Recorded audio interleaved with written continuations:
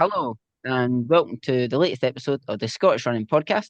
Myself, Sean Gaffney, and today, I put out a request to the viewers, the listeners, to who you would like to hear from. You know, the last guest we had on was the last Olympic medalist for Team GB at the marathon, was Mr. Charlie Spedding, and a few of you commented saying we'd like to get on, like a coach, etc. So I had this man in my mind for a while. I've read his books. A lot of you will be familiar with the 80-20 training principle and the book by our guest, Mr. Matt Fitzgerald. So I'm really glad to get Matt on today. We're going to chat about quite a lot of stuff today involving running. So first of all, Matt, how are you? I lost your sound, Sean. Oh, hello. Can you hear me now? Yeah, Yeah. So sorry, just introducing yourself there, Matt, and how you been, Matt? Anyway, I'm doing well. Yeah, coming at you from Flagstaff, Arizona. And it's winter here. Not all Arizona is the same. We're up in the mountains, but still good running weather. good, good, excellent. Flagstaff, that's a famous place for runners to go and train because it's high altitude. Exactly so. Yeah, I think it's the best place to train. Excellent. So, like as we do with all our guests, for people who don't know who you are, so tell us a bit about yourself, Matt, and obviously how your career in running, coaching, etc. started off. Yes, I started running in 1983, a very, very long time ago. I was 11 years old. My dad ran marathons, so he just made it seem normal and cool. And yeah, I quickly fell in love with running myself, and uh, then got into writing about running shortly after I graduated from college. Wrote for endurance sports magazines like Triathlete Magazine. Went from there to kind of websites, and then to writing books, and then got into coaching. And then lastly, I never expected to be any kind of entrepreneur, but ended up just kind of stumbling into starting a company called 80/20 Endurance. And most recently, I was in California for a very long time, but in 2022, moved to Flagstaff and opened up a business called Dream Run Camp, which is like a year-round fantasy training retreat for runners of all abilities. So if you love running and you want to just see how far you can go, come to Flagstaff, hang out for a while, get fitter than you've ever been, and crush a race. Yeah, exactly, and that's obviously all based on the 80-20 endurance principles, which we're Mhm. going to go on to. And so, like you said, you started running when you were, 11 years old. So give us a rundown of your personal bests. Back in high school, they're all from my sophomore year, my second year. So I kind of burned out, didn't improve, but I ran 4:39 for the mile, 9:56 for 2 miles. Did was best in cross country. I was the captain of two state championship winning cross country teams in high school. Um, and then later on, when I got into road racing, got down to 1:13:15 for the half marathon, 33:25 for 10K, 15:56 for 5K, 2:39:27 for the marathon. It's good. Some good PBs there. Not bad for someone you say who's been burnt out. So Yeah, I mean, I knew even when I was an adolescent that I wasn't going to go to the Olympics. But I just loved running. I wasn't any good at any other sport, and I loved running, so I just wanted to see how far I could go with it, even though it was in fact well short of the Olympics. yeah, that's why we all do it because we all just love Mhm. to run and try and push ourselves Exactly. as far as we can. Yep. So, 11 in 1983, 11 years old. So, were you just before the days of Alan Webb or around about the same time? No, I was well before him. Yeah, I graduated from high school in 1989. He graduated from high school in 2001. So I guess Oh, I'm wow. well, My 12 years apologies. older than. Yeah. Well, it's a good thing I'm putting you in the same age bracket as Alan Webb. Yeah, I don't mind that.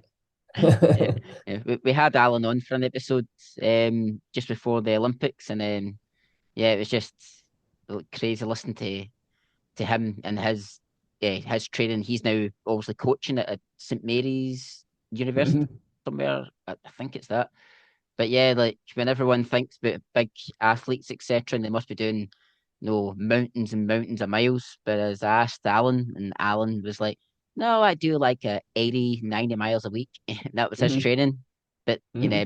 but then for the track coming down in the summer, he was, 56 miles a week, but it was all, all quality, Hmm. all quality stuff there. So, and it kind of brings it on to, the 80-20 principle, maybe a lot of these guys were doing that kind of principle without even knowing it back then. But let's go into that anyway. So, I read your book by obviously yourself, Matt Fitzgerald, the 80-20 endurance. Now I know what it's all about. It says it on the title, and it was one of the. It's probably I, I've read a lot of Arthur Lydiard books, Hmm. but the 80-20 was probably the most informative running book I've ever read. It was just so easy to follow, and it was really Hmm. inspirational. It makes you feel, oh well, I can. It gives you hope to improve your running. But Yep. the so for the 80-20, when did that first come about for yourself? You know, that book actually had a different title originally. So one of the advantages of having started in the sport and become a student of the sport so long ago, is that, you know, I've read a lot of books too, just like I've and had good coaches and just have decades of education in the sport. So one thing I was aware of, because I was coached by coaches in high school who were influenced by Arthur Lydiard. If I look back at my old training logs and I have them, I was doing an 80-20 thing in the 1980s, without knowing it. And that's really what pretty much every well-coached runner, competitive distance runner was doing since Lydiard, right? He never put the numbers on it, but it was just like, a high volume, mostly low intensity approach to training. And, it really works well for most runners. And so at the elite level where there's a lot at stake and you can't mess around, with second rate methods, no matter how talented you are, right? So that approach became universally adopted at the elite level. What I saw when I started coaching other runners was that not everyone knew this, and in fact, almost nobody outside the elite ranks was doing the 80-20 thing. So it was kind of interesting. Like it was very siloed. Pretty much all of the elites everywhere in the world were training, close to those proportions, 80% low intensity, 20% moderate to high. Whereas what the research shows, on recreational runners is that most of us are doing something closer to 50-50, actually, like spending almost half of our training time, total weekly training time, at a physiologically moderate intensity, which we think is easy when we're doing it. But like there's like a kind of a proper physiological dividing line between low and moderate intensity. And most runners are above that line most of the time. And it's not like you're completely wasting your time to train that way, but we know it's not as effective. It's also just plain harder, right? You're not doing any easy running, or not doing nearly as much easy running as the elites. So I I I started to write a book called A High Mileage Manifesto. And this was like around, well, maybe a couple years before 80-20 running came out. I started working on this book, and at that time, I don't know if you recall this, but there was a lot of influence from like the CrossFit domain, and there was all this hype around like high intensity intervals. And so it was already, from my perspective as a coach, a problem that most recreational runners weren't even aware that they should do most of their running at low intensity. And then you had all these like really influential people in the sport, most of whom actually didn't have much of a background. They were kind of like coming in, Johnny come latelys, and looking at the 80-20 thing and thinking, "Oh, that's stupid. Why would you want to run slow if you're trying to race fast?" So I started writing this book actually to just push back against all that noise, because I knew, like, any well pedigreed running coach was not telling people to do CrossFit to become better runners, or like to do intervals every time they ran. So I just wanted to like stand up for the old guard and say, "Hey," call BS, and like, no. And so I started to write this book that was all about you should run a lot.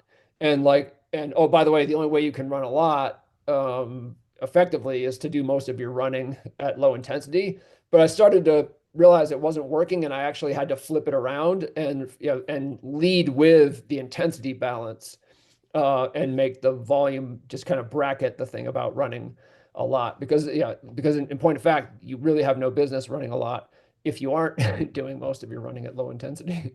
Yeah, and it's funny you mentioned the CrossFit there because in where I come from, there was a couple of we weren't affiliated CrossFit gyms, but a lot of people did CrossFit, and it looks so tough. Like it looks very very hard, and I think the more and more that became popular, you get more and more and more people doing it, and there was this one uh, person where I come from, and he was asking me about running, etc. And he said, what's your marathon PB?" And I was like, 2:44.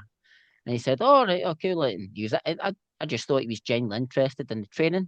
I told him the training. He's like, "Yeah, going by what you've told me, yeah, I mean, a CrossFitter, if they just did CrossFit, yeah, they could probably run that time." And I was just like, I hate CrossFit now. I was like, it's like you do have no idea the miles I put in, like all them big 23, 24 mile runs where you're feeling as if like you're going to faint because of blood sugar is just so low. I'm like, it's completely different, and I don't think a CrossFitter would ever experience that kind of suffering, which I Mhm. think is quite ignorant coming from the CrossFit community. But yeah, I completely get where you're coming from. There's probably people out there being told, "Oh, just do this high intense session and you'll be Mhm. fine." It's not the case. Yeah.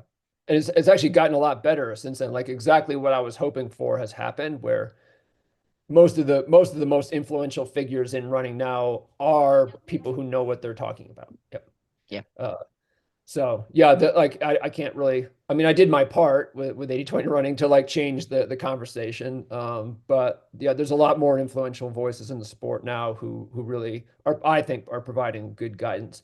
As for like the provenance of like 80/20, that wasn't me. That's really what was game changing for me because I had been telling recreational runners to slow down since I started coaching. And but it was like for a variety of reasons, I think like there was not a lot of uptake. Like I would say, you got to trust me on this one. And there just wasn't a lot of buy-in, in part because it is counterintuitive. Like, how do I race faster by training slower? But then this exercise physiologist named Steven Seiler came along, and so he was uh, American by birth and upbringing, but is married to a Norwegian woman and is based in Norway now, where he does his research. And he undertook like a rigorous effort to quantify how the world's greatest endurance athletes like actually train by the numbers.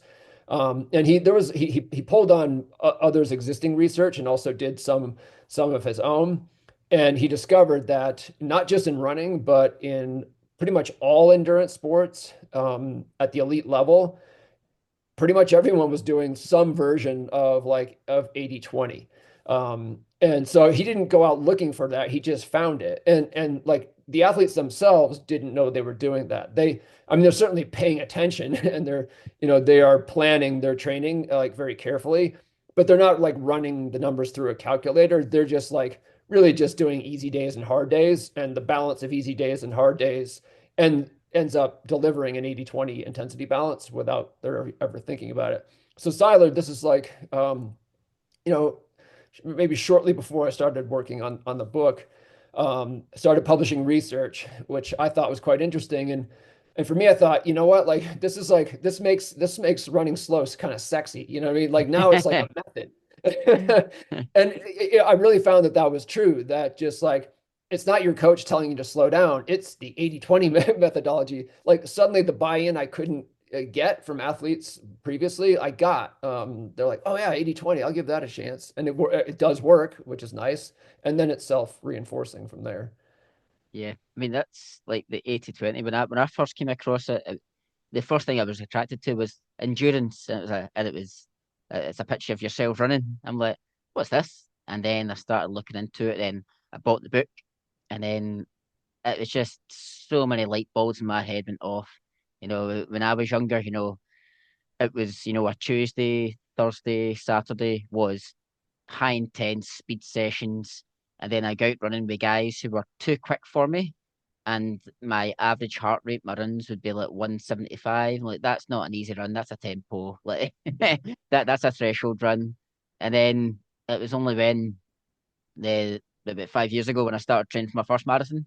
I've not been fit since, by the way, because I've not put the miles in. Every easy run was easy. Like I'm talking, I was wasn't shuffling, but I was well within myself.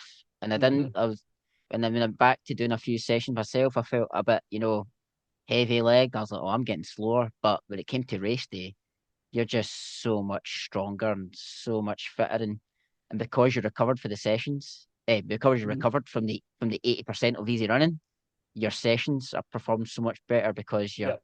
your body's recovered from Yep. them. And I Funny think how that's that works.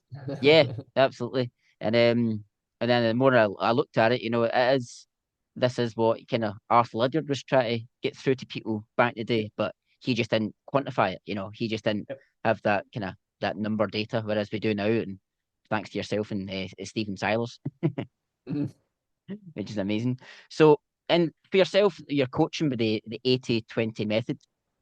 So, and whose has been like the athletes, or it doesn't need to be runners, any endurance athletes that you've been coaching using this method that I'm anyone may sorry. know? Oh, Any, naming names. No, I don't. I've only coached one professional runner ever, um, just because they're professionals yeah, and yeah, like you have to be really all in. Like I'm fortunate to know a lot of coaches who coach the pros, and I see what they put into each runner. And I can't really responsibly do that just because I've just got other things going on. yeah, You know what I mean? yeah, um so yeah, like I've coached runners like of all levels, like right up to the elite. And yeah, versions of the method work for everyone across that yeah, spectrum, and certainly the pros. absolutely. And also reading through the book as well, it gets to a point where you start talking about polarized training. Yep. So it gets to the polarized, for me, getting in the book, I was like, okay, 80-20. Then it got to, I was like, oh, so what is the polarized? And I read into it and then I was like, no more. So just for our listeners, like, so when it gets to like the polarized training, can you explain that a wee bit more? Yes. So there are really kind of three main intensity buckets, low, moderate, and high. And so the 80-20 thing actually lumps moderate and high intensity together. So the 80%, the 80 and 80-20 is low intensity only. The 20 is moderate and high intensity combined. So a little confusing there. But and so then the question becomes, it's like, okay, like if moderate and high are lumped together in on the 20 side of the ratio, like how much of that 20% should be moderate intensity and how much should be high? And that's where you get like a distinction between two ways to really approach um, the 80-20 method. One is what you've described, a polarized approach. And that's where you're doing 80% of your training at low intensity and most of the rest at high intensity, and really not very much at moderate intensity. So if you just saw like that, it's kind of like in a graphic form, it would have like a little bit of an hourglass shape Mhm. with like, a fat pyramid on the bottom representing the 80%, a skinny waist in the middle representing moderate intensity, and there's not much there. And then flaring out at the top with the a pretty decent dose of high intensity. That can be distinguished from what is known as a pyramidal way of applying the 80-20 method. And that's where, again, you're doing 80% of your training at low intensity. And then most of the 20% is moderate. And there's just like kind of a sprinkling, a dusting of high intensity at the top. So in graphic form, that would kind of look like a pyramid. So they're both 80-20. They're just different ways of applying it, and you can debate which one's better. Yeah, absolutely. I love this kind of training, because like I've seen people before, and I think you've probably came across it yourself. Obviously you've experienced like the American, like like collegiate system, and we had on Tin Man Schwartz on about a year ago, and Yep. he was saying in the past, more and more American coaches now in the high schools, colleges, they're now kind of switching to the more kind of 80-20. But back in the day, it was, really quite high intense. Every run was quite high intense.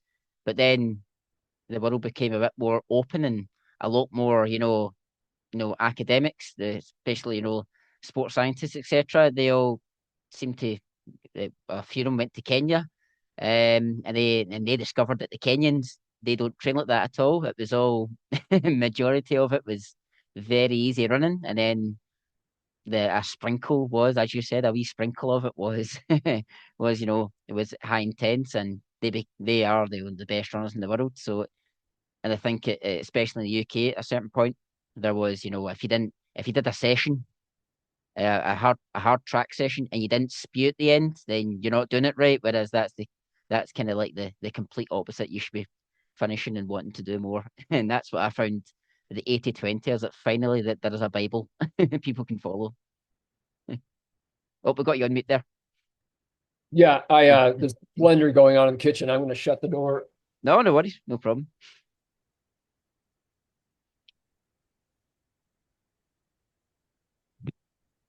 about that. See, Dream Run Camp, house full of runners. You could have a blender going at any Yeah, time. yeah, absolutely, absolutely. And so with the 80-20 book as well, that you also had out your nutrition book for marathon and half marathon runners as well. So it's called The New Rules of Marathon and Half Marathon Nutrition. Now, I find obviously nutrition it's such an interesting topic in terms of endurance, anyways. But because you get you're short, sharp, sweet. You just need to get that glycogen on board, before a 1,500 meters or so. And then you get, the marathon where you need to get your pacing and your fueling bang on. And then you get to ultras, where it's basically, an eating competition with people getting pizzas delivered during the race, etc. But no, I found this book very, very helpful as well. So the rules of the marathon and half marathon nutrition. So tell us about that. So what made you want to write a book around the nutrition of that? Yeah, everything. There's a through line in terms of like, my philosophy on everything running Yeah. related. So I have, my approach to training, my approach to nutrition, my approach to mindset, to gear, to recovery, everything. Like I've always keyed off the professionals, the elite runners. Um,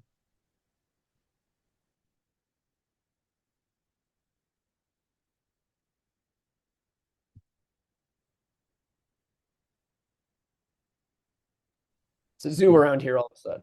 That's okay. So I always keyed off the pros because like, I started off before I was a coach or, an author. I was just a runner myself, and I wanted to be, as previously mentioned, as good as I could be with my limited talents. And so my intuition always was like just to copy what the winner did.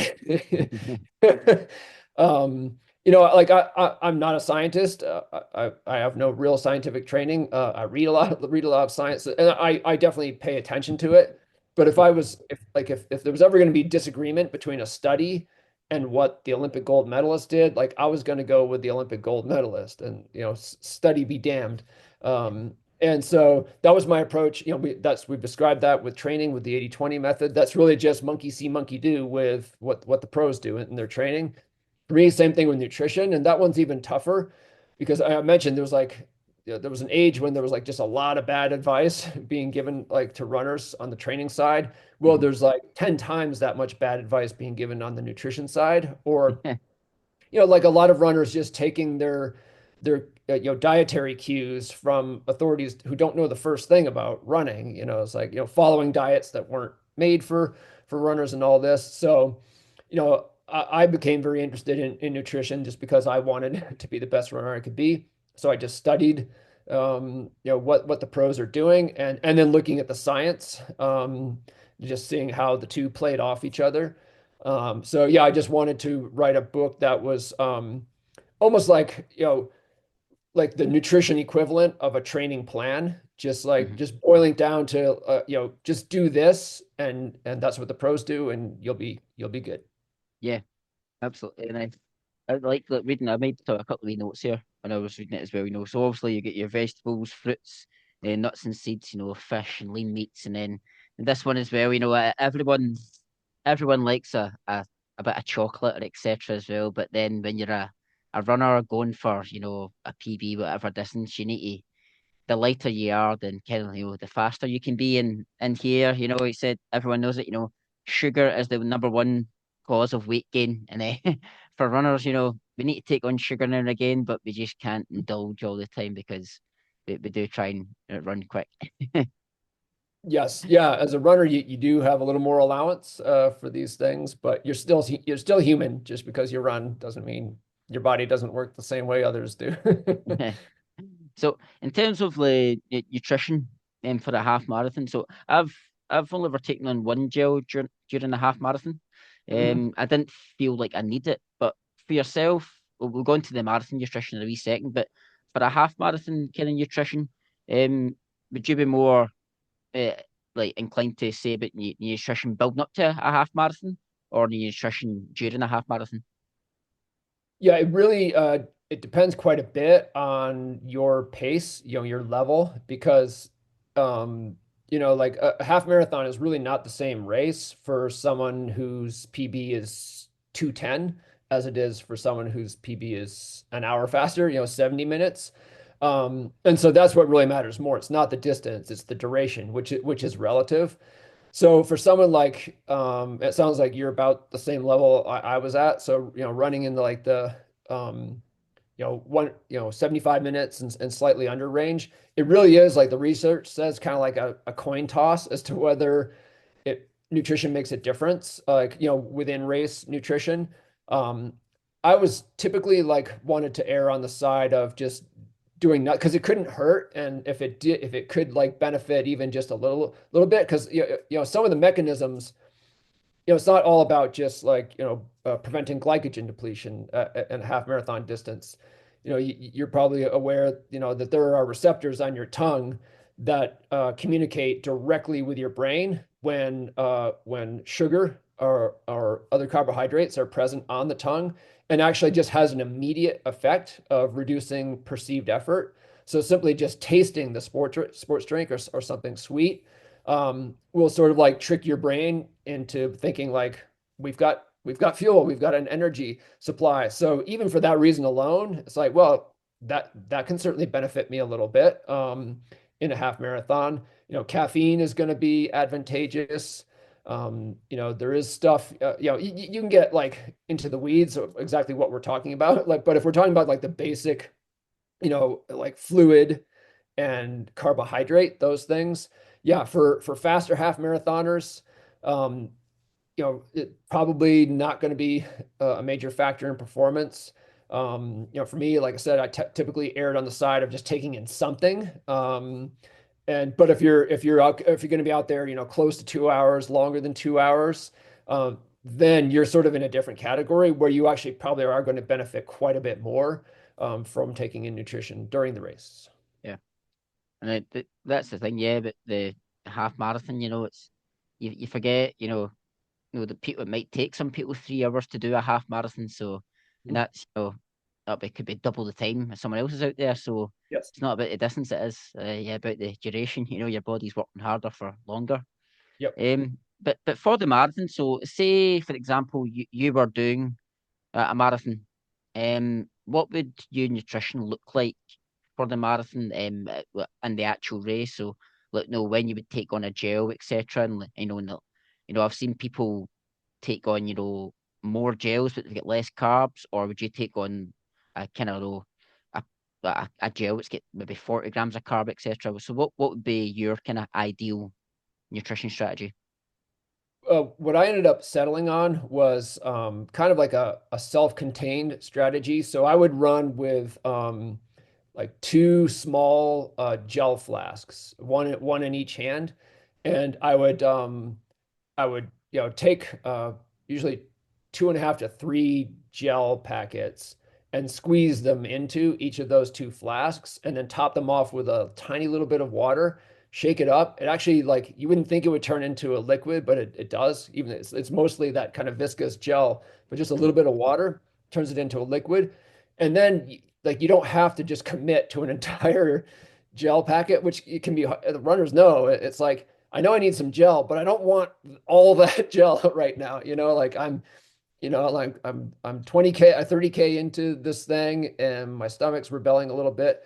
So like I found like I could just take really small doses, like very frequently, and almost turn it into kind of an IV drip of Yeah, glucose that way, which was easier on my stomach. But there is also research showing that you actually you just get more benefit from the same total volume of carbohydrate intake if you do like take it as kind of a drip versus infrequent large doses of it. And then you don't have to worry as much about, you're not really, you don't feel like, it's not that burdensome. These tiny little flasks, they just fit nicely in your palms. And then I would use the aid stations for my fluid needs.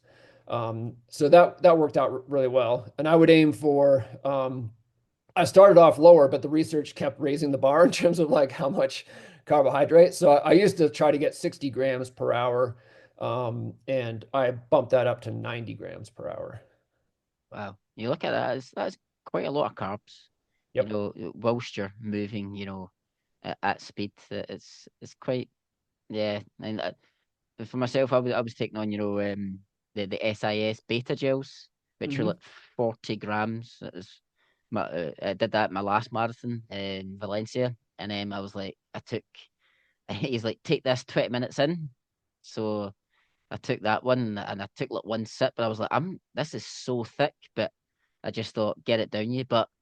And then I realized, and they said, okay, then get to the hour, take the next one. So I got to the hour and took the next one, and I didn't feel like taking it, but I took it on, and then it got to, like 2 hours and 20 minutes, and I was like, oh, why am I struggling? I was like, I forgot, I've not taken the third gel yet, and I was like, wow. So the larger, they did have an effect, but I suppose it is kind of easy to maybe forget if you have had quite a large dose and your body goes, oh, we're okay now, but that does run out quick in a marathon. Yeah. The biggest mistake that runners make with the definitely the marathon feeling, maybe less so in the half marathon, is just not practicing it.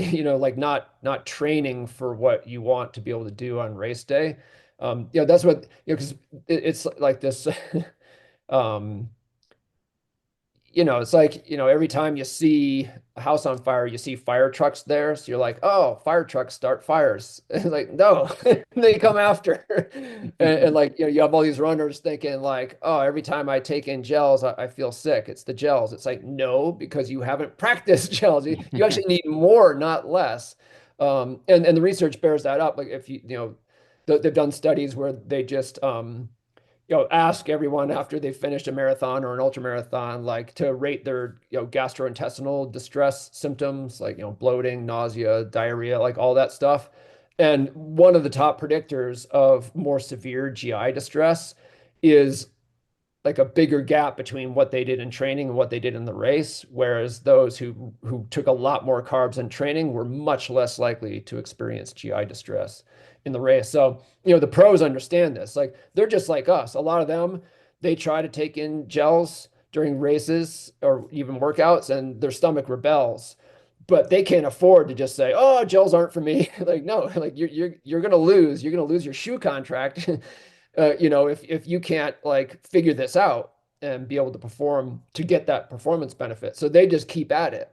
And that's what as a coach, I encourage recreational runners to do because it's really just free speed. It's like it's there for the taking. Like, you've already done the training. Wouldn't you like to get 5% more performance out of that training? Well, the way to do it is to fuel by the book in races. And in order to fuel by the book in races and have it actually work, you need to practice that pretty, systematically in training. So it's kind of like been there, done that when you get to the race. Yeah, absolutely. And we'll go into obviously the water in a wee second, but obviously with caffeine, and years ago caffeine used to be a banned substance, but now it's Hmm. okay. But in terms of I've taken obviously a caffeine gel before, and I read into it, and I in my mind I was like, oh, caffeine, energy. And apparently, it's not. It does a wee bit, but it's mainly during a marathon, especially the caffeine keeps your brain alert because it gets Hmm. to a point where you're running out of glycogen. The brain starts to get less energy, and you start you don't start think straight, etc. But apparently, the caffeine is important just for keeping yourself alert and ready during a marathon. Hmm. Yeah, similar to that one mechanism by which carbohydrates work, the one that's like directly from tongue to brain.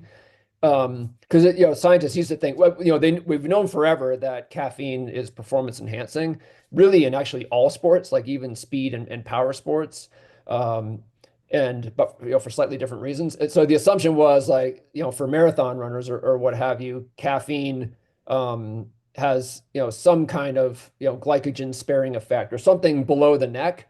And it was actually eventually discovered that no, what really allows you to perform better as a result of taking in caffeine is how it affects your brain. So the same way you take it like before studying or or giving a presentation, something that like is all mental. Yeah, just it attaches to adenosine receptors, and one benefit is that you get a sense of alertness, but it actually reduces perceived effort. So the same pace feels just a little bit easier when you've taken caffeine, and that's difference making.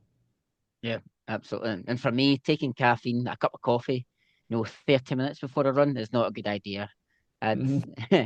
for me, I'd say maybe, an hour to even 2 hours, because half an hour before it, a cup of coffee on a stomach is not good for your stomach before you run.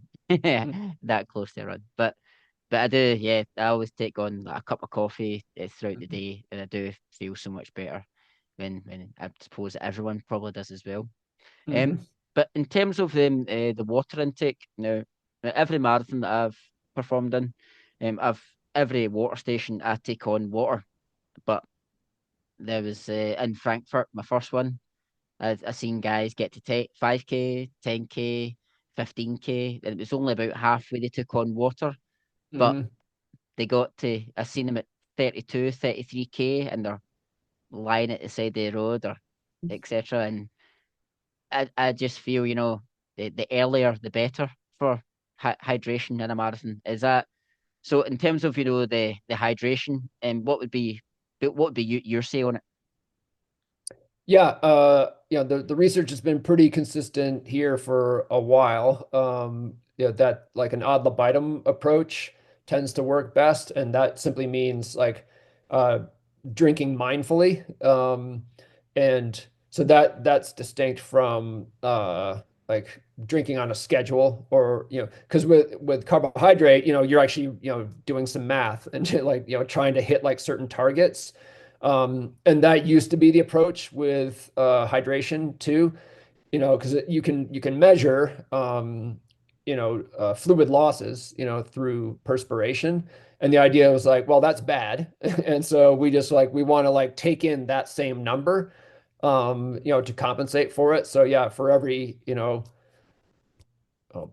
I'm using American measurements, but for every liter of sweat, you sweat out, you want to drink a liter like as you go. Um, what was found was that there's a logic to that, right? But what was found is that like that is really very hard to do. It's actually not practical. It typically like if you do the ad libitum approach and you're just you have an adequate supply of fluids, like it's convenient to drink whenever you want while you're running, and you're mindful, so you're just because I used to say drink according to your thirst, and then I discovered all these runners just they're thirsty but they don't realize it. Like they're not paying attention to it. That's why I say like drinking mindfully. It's like noticing when you're thirsty or that you have when you have a desire to drink, and then immediately doing it. So with that approach, if you just do that and you're not counting, at all, you'll end up replacing about 70% of your fluid losses. And what's been found is that if you just look at, okay, what's best for performance, it's that. It's the mindful ad libitum approach, which tends to result in actually progressive dehydration, which you would think, oh, you need to stop that, but evidently not. And there are reasons for that. Like not all the fluid you lost is actually body fluid. It's some of the water that glycogen is stored with. So you weren't actually really using it to maintain fluid balance. So if it disappears along with the carbs, your body's burning, no big deal. So that that ad libitum approach is what I practice myself and what I recommend for other coaches. It's nice because like you don't have to overthink hydration, but it still requires intentionality. Because most runners they're not really doing it right unless they just are trained to be more mindful around their hydration. Yeah, it is. I mean, if you lose a liter, then you need to take. And imagine trying to drink a liter of water Yeah, during a marathon. yeah, That yeah. It's not easy. absolutely not easy at all. And I mean, I mean, it's for marathon, half marathon, but I just me personally, I see these ultra runners, and you see them. I'm not. I'm in though. I like watching ultra running. I like watching, reading up on it and the nutrition around it, and watching documentaries, etc. I'm just not. Marathon distance is my limit. I will. That's as far as I'll run. I will never do a 50 or 100 mile. I just. Mhm. It's a different type of suffering which I'm not ready for. But Yeah. watching these people, and it's like they get to a checkpoint and they eat a pizza, and also I couldn't think of anything worse. Like, I remember at one marathon they were handing out like small bits of banana, and I took one and I spat it back out again because I just couldn't handle Mhm. like anything solid in my mouth when I was trying to run. But Mhm. these ultra marathon runners, it's a completely different ballgame when it comes to the Mhm. nutrition. Yep. Yeah, I've gotten into ultras more recently, and yeah, it's a whole new education. Yeah, yeah. You thought you had it figured out, and then you have to learn how to eat pizza while you're running. Yeah. Is it so? Yeah, your ultra marathons. Have you ran any ultra races? Yes. Yeah. So I lost 4 years. I wasn't able to run. I got COVID and then I got long COVID. Oh wow. And I was yeah really like chronically ill. I still have it. And I'm still limited, but I've made some progress recently. So that was like early, very early in the pandemic is when I got sick. And so I'd run a handful of ultras right before then, 2016 to early 2020. And then this past year, when I was finally able to do a little bit of running again, I had some unfinished business because the farthest run I'd ever completed in a race was 50 miles. And I'd once attempted a 100-kilometer race and didn't finish. And that really bothered me. Those 4 years when I couldn't run, like I couldn't get that monkey off my back. So I ran a 100-kilometer trail ultramarathon in October, um, and finished. Yeah, so I was happy about that. Brilliant. That's amazing. That's a shame to hear about the COVID as Yeah. well. I've heard a few people that got long COVID. A lot of runners, and they still feel like like that they're back and they're running quite decent again, but they just say something's still not quite right. When you do a session, etc. It's just Mhm. they say it's not a fitness thing. It's kind of like energy, and you kind Mhm. of like fatigue a Yep. wee bit more. They just can't put their finger on it. Yep. Yeah, it's almost like every mile you run, your body thinks you've run 10 miles. So it's almost like no sooner are you trained than you're overtrained. It's just so hard to keep from going over the cliff. Yeah, so yeah, I can relate. Yeah, absolutely. And just on your ultra marathon, so one of the most popular ultra marathon documentaries is the Barkley marathons. Have Mhm. you get any as an ultra runner now? Are you any aspirations to do that at all? I've learned to never say never, honestly. Yeah, because so the race I did, it's called the Javelina 100, and they have two major distance options, 100 kilometers and 100 miles. And after I finished the 100K, someone asked, would you consider doing 100 miles? And I thought, yes, actually I would. So I signed up. I'm going back to the same event this year, and I'm going to do the 100 miler. So some of the other stuff, there's a lot of cool stuff just happening and running now. Some of the hybrid racing stuff is interesting to me. So, now that, I'm 53, I do have long COVID. I can just take like just more of like a whatever approach to selecting my Yeah. races. Like I'm not really worried about like PBs anymore. Like I'm just looking for adventure and experiences. So who knows? You might see me at the Barclays one of these days. Oh yeah, definitely. And I've always been interested, for like like marathon training. So for example, I would do like 5K easy, and then 10K marathon, 2K threshold, 10K marathon, 2K threshold, and like 8 kilometers easy, and that'd be like your big marathon session, and then you do something shorter but similar on like the Tuesday. But for an ultra, like how do you train for an ultra? Like,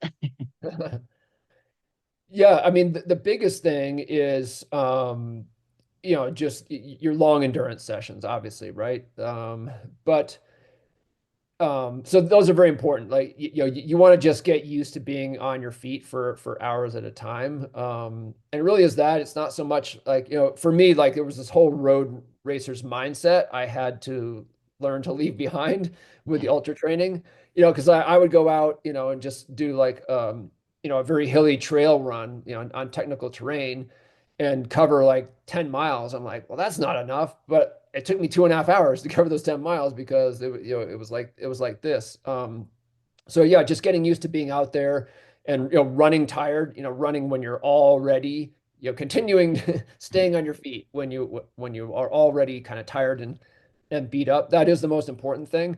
But it's easy to overdo, just like people who specialize in the 100-mile distance, their long runs aren't any longer than the people who specialize in 50 miles. You think, well, why don't you run twice as far in your lot? Because you can't adapt to beyond that point. Like I put it like as a just a um yeah, rule of thumb, like about 5 hours, like for a very, very well trained athlete. If anything you do over 5 hours is no longer training, it's just punishment. Like your body just runs out of genetic leash to adapt to it, right? Like you yeah, can't just keep adapting by doing more. It doesn't work that way. It's like yeah. diminishing returns and then no returns. So, it's rare to find even like, a world-class ultra runner who goes farther than about 50 55K in a training run, but they'll do that very often. They'll do it on challenging terrain. They'll do it at altitude. They'll do it in the heat. They might even do it like in a depleted state. They Hmm. might do back to back Saturday Sunday long runs, just sort of coming at it in different ways to like respect your body's limits in terms of like what it can adapt to, but like really trying to push the endurance. So that's kind of obvious, really. Like very long races, you need very long training runs. I think a mistake, I don't see a lot of ultra runners making the mistake of not prioritizing their long endurance sessions, but a lot of them do like take the ultra format like as an excuse to avoid like hitting the track or doing speed work, just those searing esophagus raking high intensity intervals. And like I'm a big believer in and still maintaining like balance in your training and being well rounded and like checking those other boxes. And so for me, like the training looks pretty similar to marathon training, actually, just with just some nuances, like definitely getting on the trails more, and just like a little bit more emphasis on the long runs. Yeah. Well, that's giving me a good insight. I'm not saying I'm going to do an ultra, but maybe one day. Yeah, Um. it's a slippery slope, let me tell you. Oh yeah. Yeah. I've got too much unfinished business first before I got to the Right ultras. on. And and then also what was going to say there. If you're in Scotland as well, there is a famous ultra race called the Highland Fling. So Yep. you could enter that. I think that's quite a it's a very very popular race. I think it gets sold Yep. out every time it's run, and that's some great scenery as well. You're Yes. right into the heart of Scotland. Mhm. Yeah, That's I've coached runners who've done it. It looks spectacular. oh, brilliant. Right. And there's also the West Highland Way. That's about 90 odd mile, which you won't find me doing that. But some people do run it, 95, 96 mile is it's over quite hard terrain as well. So Hmm. that's not for me. But this has been a great episode. I've been soon as I've been wanting to get you on for a while, but I just didn't had no way of contacting you there. I was like, I'm sure he's got a website. But it's Yeah, been amazing having you on. A great episode. And before we finish up, we'd just like to do like a couple of a wee fun questions just to get to know more about yourself. sure. If you have time for that. Yes, I do. Yeah. So the first question is, it's obviously running related. Who's your most favorite ever runner? Haile Gebrselassie. Yeah. Yeah, Yeah, brilliant. 27-time world record breaker. I got to run with him once. Wow. Yeah, he's one of the greatest runners of all time and just a magnificent human being as well. Wow. So where did you run with him? Los Angeles. He all of the top Adidas track athletes were brought out for an Adidas event, and I was working in San Diego just down the road at that time. So, Haile was still competing. In fact, he had just broken the world record in the marathon like a few weeks before that event. Wow. And so I made sure I was there for it. Got to run with him, got a little one-on-one time with him, and yeah, he's like the Muhammad Ali of running. Just Yeah, so charismatic. Great experience. that's amazing. Wow, incredible. And then second question is, who's your most favorite female runner of all time? Joan Benoit. Yeah. So Joan, now known as Joan Benoit Samuelson, was like my first running hero. 'Cause my dad ran the 1983 Boston Marathon, and my family came to support him. So that's when I was 11 years old. That's why I started running the next day. Is like I got to see my dad finish a marathon, but Joan Benoit set a world best in that marathon. Ran 2:22 something, like beat almost all the guys. And yeah, I was, and she is also an amazing human being too. And like it took a long time, but I finally got to meet her too, and sit down with her and interview her. Yeah, just great personality. Like really, like one of those people who's just like has a really strong sense of self and wasn't afraid to do things her own way throughout her career, just ignored advice and it always worked out for her. Yeah, I just like had great competitive spirit, great passion for running, and yeah, incredible runner. Brilliant, excellent. That we've asked all our guests, but Joan Benoit, that's the first Joan Benoit we've had on. So that Right on. you're the first to say it. Yeah, well, I'm And showing my age and my American bias, I guess. and next question is, what is your favorite ever session to do? Wow. That's a tough one because I do like them all. I wouldn't want to just have to pick my favorite and do only that. Part of what makes your favorite is like you don't always get to do it. But I really liked, the big marathon specific sessions. Like you're kind of I would call them your dress rehearsal, right? So you described like one that you did. I had my own. So it's like, you're 3 weeks out from the marathon and like you're really, really fit, but you still have to put on the finishing touches. So you're fit enough to attempt workouts that like kind of scare you. But if you are ready and you execute well, they're just great. They're almost as good as the race itself. And yeah, love those. Some athletes just hate those sessions, but I love them. But I know there's no better feeling when you know you're so fit. Yep. But those types of sessions as well, it's like, okay, I just need to hold back just a wee bit and just Yep. give it your all in 3 weeks time, etc. Mm. And the next question is, what is your favorite race that you've run? Uh, I'm gonna go with the Safaricom Lewa Marathon in Kenya. I ran Wow. that in 2015. I was there for 2 weeks just researching another book on nutrition. And there's this marathon there that they run. It's basically a safari without the Jeep. So like it's in a wilderness reserve, and it's a humans aren't even like they don't do safaris there. Like humans aren't even allowed on this territory, but except for one day a year, and that's when they have a marathon there as a fundraiser. So like there's no hotels or anything nearby. Everyone camps out for the race. Wow. And like about 75% of the runners who participate are Kenyan. So it's mostly like, the foreign tourists who supply the money for the fundraising. But it was incredible experience. Like just running out in the African savannah and just seeing like giraffe and, rhinoceros and wild African dogs and like all these creatures out there and just like being like, I've run plenty of races with Kenyans, but I hadn't run one where like, their word for white person or foreigner is Mzungu. And so like, I would come around a corner and there would just be an aid station there under a tree and they would all yell, Mzungu, Mzungu, white guy, white guy. Yeah, That, it was awesome. wow. I'll maybe need to look into that one. That's seems like a good. Yeah, I've talked a few runners into doing that one and nobody's regretted it. Yeah, it's incredible. I think I might need to look into that for when I'm fit again. And then the last question is, so it was not really. uh, cool. I find it quite a topic of running just now.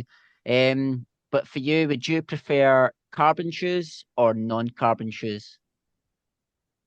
If I could only have one, and you're not putting any other parameters on it, like for what use, I would say non. Eh, non-carbon. Yeah, Yeah, I mean, for certain things, I definitely want the carbon. yeah, yeah, I mean, any kind of race on a road, I'm gonna want the carbon. But for everyday training, I think those are the carbon plated shoes are more of a special occasion type of a shoe for me. So I want them, I just don't want them the majority of the time. yeah, yeah. I'm the same now. I used to wear carbons all the time, but I've started to just wear non-carbons majority of the time, and then whenever I race again, I'll put the carbons back on because there's no better. It's like a treat getting that extra bounce. Yep, yep. But Matthew, this has been a great episode. I thank you for coming on and talking to us about all about the 80/20 endurance and also the nutrition as well. And you've got a website as well. Yes. So yeah, my personal website is mattfitzgerald.org. If you're interested in the 80/20 endurance services and programs, that's 8020endurance.com. And if you're interested in training like a pro in Flagstaff at Dream Run Camp, that one's dreamrun.com. Brilliant. You might even maybe after this podcast, you maybe get a few people coming over. That's that's happened. But it's been absolutely fantastic. You might find myself at the Dream Run camp at some point in the future. That has happened too. I've had a podcast host come to the game. I'll maybe make it over when I'm in better shape. That's all. So, But no, thank you again for coming on. yes, my pleasure.